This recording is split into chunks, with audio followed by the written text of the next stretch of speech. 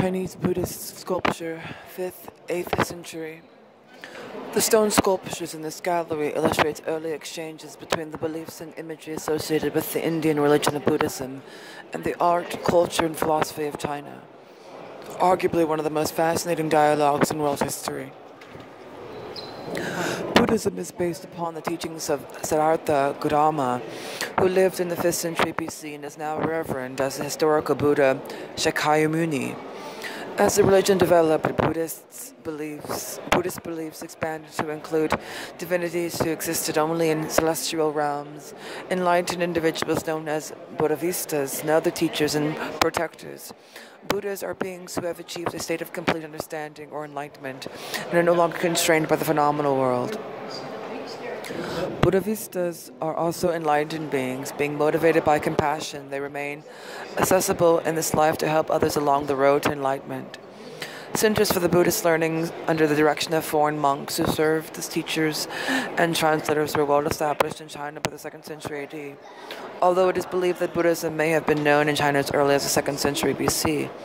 While early representations of Buddhas have been found in tombs from the 2nd and 3rd century AD, there is little evidence that widespread production and dissemination of images began before the 3rd and 4th centuries, when a divided China, particularly the north, frequently came under the control of the non-Han Chinese invaders from Central Asia. The Simonitic Xanbi people from the far northeast were the most successful of these conquerors, ruling North China as a northern Yuan dynasty from 386 to 534.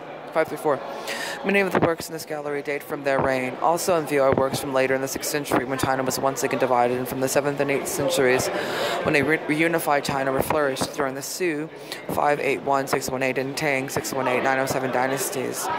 Sculptures of figures with powerful physiques draped in thin clothing derived from Indian prototypes. Those reflecting specifically Chinese tastes adopt a different convention, with leaner figures wearing heftier robes.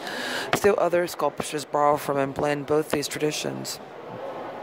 The large scale of many of these sculptures indicates that they were intended for public display, whether in cities or in more remote locations. Many were found in cave temples, man-made structures that originated in India, and can be found along the famed Silk Road that runs through Central Asia.